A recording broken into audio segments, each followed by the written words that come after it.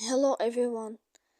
Today we'll talk about how to fix or how to solve your problem that you have on Facebook Lite. To know how to fix or how to solve your Facebook Lite, you should just go to settings.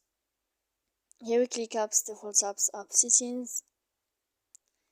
Then in this list you'll enter to the window of Facebook Lite. After that, in this page of app info, you will click on first stop and we click OK. Here we'll enter to the window of storage. Then we click clear cache,